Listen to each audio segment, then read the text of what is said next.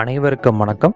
இன்னைக்கு நம்ம பார்க்க போறது காந்தவெளி பயிற்சி. இந்த பயிற்சியோட நன்மைகள் என்னன்னு பார்த்துட்டீங்கன்னா, நம்ம உடம்புக்கு காந்த சக்தி அதிகமா கிடைக்க ஆரம்பிக்கும். நம்ம கண்களுக்கு வசி சக்தி கிடைக்கும். இதன் மூலியமா எல்லாருமே நம்ம கிட்ட ரொம்பவும் சந்தோஷமா மகிழ்ச்சியா பழகுவாங்க. நம்ம கூட எல்லாருமே பேச நினைப்பாங்க. அதை விட முக்கியமானது என்னன்னு கேட்டீங்கன்னா, நம்ம ஆசைப்படுறத ரொம்ப விரைவா நம்ம இந்த பயிற்சினால அடைய முடியும். மற்றும் இந்த பயிற்சி பாத்தீங்கன்னா எல்லா விதமான மாந்திரிக பயிற்சிக்கும் ஆரம்ப நிலை பயிற்சியா இருக்கக்கூடியது இந்த ஒரு பயிற்சி தான். இது நம்ம நாடு மட்டும் கிடையாது, எல்லாருமே கேள்விப்பட்டிருப்பீங்க. ஆப்பிரிக்கா கான்டினென்ட்ல உள்ள ஊடு பயிற்சி, அந்த ஊடு பயிற்சி பழகிற எல்லாருமே முக்கியமா அவங்களுக்கு முதல் நிலை பயிற்சியா கொடுக்கறதே இந்த பயிற்சி தான். அதர்வன வேதம் பழகிறவங்களுக்கும் இந்த பயிற்சி தான் முதல்ல உங்களுக்கு கொடுக்குற மாதிரி உங்களுக்கு இருக்கு. இப்ப நம்ம இந்த பயிற்சிக்குள்ள சொல்லலாம். நம்ம காலையில தூங்கி கண் விழிச்ச உடனே என்ன பண்ணணும்னு கேட்டீங்கன்னா, ஒரு டம்ளர் தண்ணி எடுத்து வாயில ஊற்றி நல்லா வாய் கொப்பளிச்சுட்டு திருப்பி பெட்ல படுத்துக்கணும். பெட்ல படுத்துட்டு நல்லா கையால கொஞ்சம் கேப் கொடுத்துட்டு கொஞ்சம் விரிச்சு வச்சுட்டு அமைதியா படுத்துட்டு தலைக்கு தலகாணி எதுவுமே இல்லாமல் அப்படியே நீங்க படுத்துக்கோங்க. தரையில படுக்கக்கூடாது. ஏதாவது ஒரு விரிப்புல இல்ல உங்க பெட்ல கூட நீங்க படுத்துக்கலாம். படுத்துட்டு ஒரு 5 நிமிஷம் உங்களோட உடம்பு ரொம்ப ஃப்ரீயா இருக்கிறதா நீங்களே உங்க உடம்ப கற்பனை பண்ணிக்கணும். உங்க உடம்ப ஃபுல்லா ஃப்ரீயா இருக்கிற மாதிரி நீங்களே தொடர்ச்சியா உங்களுக்குள்ள மனசுல சொல்லிட்டே இருக்கணும். உங்களோட முழு உடம்பும் நல்லா ரிலாக்ஸா இருக்கிறத ஃபீல் பண்ணிக்கோங்க. அதுக்கப்புறம் என்ன பண்றீங்கன்னா, உங்களால மூக்கு வழியா எவ்வளவு காத்தை இழுக்க முடியுமோ அந்த அளவுக்கு நல்ல மூச்சு காத்தை நல்லா உள்ள இழுக்கணும். இந்த பிரீத்தின்னு சொல்லுவாங்க, அந்த மாதிரி எவ்வளவு லாங்கா இழுக்க முடியுமோ அவ்வளவு இழுத்து ஒரு 2 நிமிஷம் உங்களோட மூச்சு காத்தை உங்க உடம்புல நிறுத்திட்டு மெதுவா அப்புறம் வாய் வழியா வாய்க்கு மூச்சு அப்படின்னு சவுண்ட் வர மாதிரி மெதுவா அந்த மூச்சு காத்தை வெளியே, அதாவது உங்க மூக்கு வழியா காத்தை எவ்வளவு முடியுமோ அந்த அளவுக்கு உள்ள இழுத்து உடம்புல நிறுத்தி அப்படின்னு சொல்ற மாதிரி அந்த சவுண்ட்ஸ் வர மாதிரி காத்தை மெதுவா வெளியிடணும். இப்ப நீங்க காத்தை உள்ள இழுக்கும் போது என்ன நினைக்கிறீங்கன்னு கேட்டீங்கன்னா, உங்க உடம்புல வெளி சைடு உள்ள அனைத்து காந்த சக்திகளும் உங்களோட மூச்சு காற்று வழியா உங்க உடம்புக்குள்ள போறதா நீங்க உங்களை கற்பனை பண்ணிக்கணும். அந்த மூச்சு காத்தை நீங்க உங்க உடம்புல நிறுத்தும் போது அந்த சக்தி உங்க உடம்பு ஃபுல்லா பரவறதா நீங்க கற்பனை பண்ணிக்கணும். அடுத்தது நீங்க வெளியிடும் போது உங்க உடம்புல பரவன அந்த காற்று வெளியே ஏறும்போது உங்க உடம்பில் உள்ள அனைத்து கழிவுகளும் வெளியே போறதா நீங்க அதை கற்பனை பண்ணிக்கணும். இந்த மாதிரி நீங்க உங்களால எவ்வளவு பண்ண முடியுமோ அவ்வளவு பண்ணுங்க. நல்லா லாங் பிரீத் எடுத்து மெதுவா விட்டீங்கன்னா ஒரு 10 கூட உங்களால பண்ண முடியாது, அவ்வளவுதான் பண்ண முடியும். அதை பண்ணி முடிச்சோன்னா அப்படியே ஒரு 2 நிமிஷம் படுத்துட்டு இருக்கணும். படுத்துட்டு இருக்கிறப்ப என்ன ஆகும்னு கேட்டீங்கன்னா, உங்க உடம்புல ஒரு அமைதியா நீங்க படுக்கும்போது ஒரு விதமான எனர்ஜி உங்க உடம்புக்கு ஏறதை உங்களால அப்பயே ஃபீல் பண்ண முடியும். இதுக்கு நீங்க தனியா பாத்தீங்கன்னா ஒரு வாரம் ஆகும், இல்ல 1 மாதம் ஆகலாம் கிடையாது. பண்ற முதல் நாளே அந்த எனர்ஜி உங்க உடம்புல ஃபுல்லா அப்படியே ஒரு விதமான கரண்ட் உச்சங்கால உச்சந்தலை வரைக்கும் அந்த கரண்ட் ஏறுறத உங்களால நல்லா ஃபீல் பண்ண முடியும். அதுக்கப்புறம் நீங்க நார்மலா எந்திரிச்சு உங்களோட மற்ற வேலையெல்லாம் செய்ய ஆரம்பிக்கலாம்.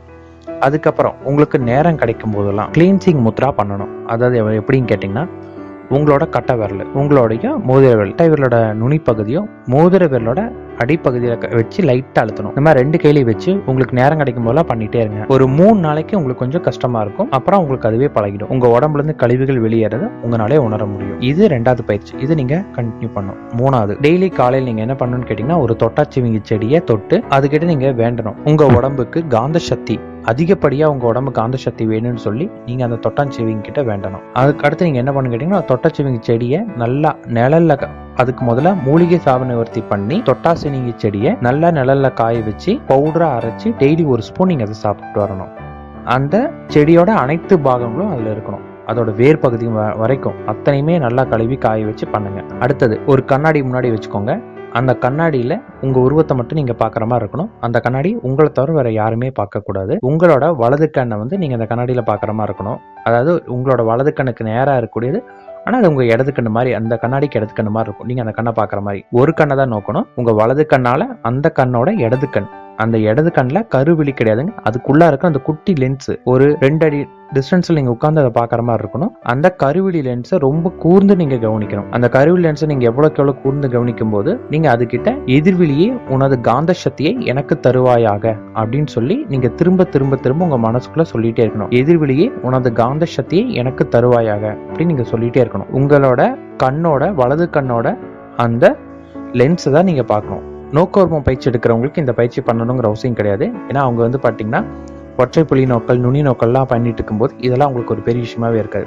இதை விட அவங்க எக்ஸ்ட்ரீமா தான் பண்ணிட்டு இருப்பாங்க. அந்த பயிற்சி எடுக்காதவங்க மட்டும் இந்த பயிற்சி நல்லா பண்ணுங்க. அந்த கண்ணை நல்லா ஒத்து பார்க்கவே ஆரம்பிங்க. இது நீங்க பார்க்க ஆரம்பிச்சு ஒரு வாரத்துல என்ன ஆகும்னு கேட்டீங்கன்னா, நீங்க யாரை பார்த்தாலுமே அவங்களோட கண்ணோட அந்த லென்ஸை பார்க்குற அளவுக்கு உங்களுக்கு அந்த தன்மை வரும். அதுவும் அவங்களோட இடது கண்ணை தான் நீங்க பார்ப்பீங்க. அப்ப நீங்க அதை பார்த்தோன்னே உங்க மனசுக்குள்ள நீங்க இந்த மந்திரம் சொல்ல ஆரம்பிச்சோன்னே அவங்க ஒரு விதமான வசித்தன்மை உங்ககிட்ட வர ஆரம்பிச்சிடும். இதனால என்ன ஆகும்னு கேட்டீங்கன்னா அவங்களாவே உங்ககிட்ட வந்து நல்லா பேசுவாங்க. அந்த அளவுக்கு இதுக்கான சக்தி இருக்கு. அடுத்தது நீங்க என்ன பண்ணணும்னு கேட்டீங்கன்னா, ஏதாவது ஒரு மரம் வெறுங்காலில் தரையில் நிற்க கூடாது. அந்த மரத்துக்கிட்ட போய் உங்களோட இரு கையும் கொண்டு போய் அந்த மரத்துக்கிட்ட வச்சு அந்த மரத்துக்கிட்ட நீங்க கண்ணை மூடிட்டு அந்த மரத்துக்கிட்ட அதோட பிராணசக்தியும் உங்களுக்கு தர சொல்லி நீங்க கேட்கணும். வேப்ப மரம், ஆலமரம் இந்த மாதிரி மரத்துக்கிட்ட பண்றது ரொம்ப ரொம்ப நல்லது. அந்த மரத்தை போய் தொட்டு அந்த கண்ணை மூடிட்டு நீங்க பொறுமையா அதுக்கிட்ட உன்னோட காந்த சக்தி எனக்கு கொடு, அதாவது பிராணசக்தி, காந்த சக்தி அதை கொடுன்னு சொல்லி நீங்க அதுக்கிட்ட கண்டினியூவா வேண்டிட்டு ஒரு ரிக்வஸ்ட்டை நீங்க கேட்க ஆரம்பிக்கணும். ஒரு வாரத்துல ஒரே மரத்துக்கிட்ட நீங்க தொடர்ச்சியா ஒரே நேரத்துல போய் நீங்க இதை பண்ண ஆரம்பிச்சீங்கன்னா உங்களுக்கு ஒரு வாரத்துல உங்க உடம்புல உள்ள வித்தியாசம் தெரிய ஆரம்பிக்கும். அடுத்தது நீங்க என்ன பண்ணணும்னு கேட்டீங்கன்னா, நைட் டைம் நைட்டு ஒரு 10-11 மணிக்கு ஒரு வெளிப்புறமான பகுதி, வீட்டில் மொட்டை மாடி இருக்கவங்களுக்கு ரொம்ப ரொம்ப நல்லது. மாடியில் போய் நின்று உங்களோட 2 கையும் இப்படி ஓப்பன் பண்ணி வச்சு உங்களோட உள்ளங்கை வானத்தை பார்க்குற மாதிரி வச்சுக்கோங்க. நெஞ்சுக்கிட்ட வச்சுட்டு நீங்க என்ன சொல்றேன்னு கேட்டீங்கன்னா, அந்த வானத்துல இருக்கக்கூடிய பிரபஞ்ச சக்தி உங்களோட கைக்குள்ள வந்து உள்ள போற மாதிரி நீங்க வந்து அதுகிட்ட பிரார்த்தனை பண்ணணும். உங்க மனசுக்குள்ள அந்த வானத்தோட பிரபஞ்ச சக்தி உங்களோட உள்ளங்கை வழியா இறங்குது நீங்க பிரார்த்தனை பண்ணிக்கணும். இது மாதிரி ஒரு 10 நிமிஷம் பண்ணுங்க. அதுக்கப்புறம் அந்த கையை எடுத்து உங்களோட நெஞ்சு மேல வச்சுட்டு கையில இறங்கின பிராண சக்தி உங்களோட உடம்புக்குள்ள இறங்குறதா கற்பனை பண்ணிக்கோங்க. இந்த மாதிரி ஒரு 10 நிமிஷம் பண்ணுங்க. இந்த பயிற்சி நீங்க ரெகுலரா பண்ணிட்டு வர ஆரம்பிச்சீங்கன்னாவே முதல் நாள்ல இருந்தே உங்களுக்கு வித்தியாசம் தெரிய ஆரம்பிக்கும். உங்ககிட்ட எல்லாருமே பாக்குறாங்க, ரொம்ப நல்லா பழக ஆரம்பிப்பாங்க. பயிற்சியோட நன்மைகள் நான் ரொம்ப ரொம்ப கம்மியா தான் சொல்லியிருக்கேன். அதனால இந்த பயிற்சி பண்ணிட்டு ஒரு வாரமாச்சும் பண்ணுங்க. ஒரு வாரத்துல உங்களுக்கு கிடைக்கக்கூடிய வித்தியாசங்கள் என்னென்னலாம் உங்களுக்கு கிடைச்சிருக்கு அப்படிங்கிறத உங்க உடம்புல நடந்த மாற்றங்களை மறக்காமல் எங்களுக்கு தெரிவிங்க. நன்றி.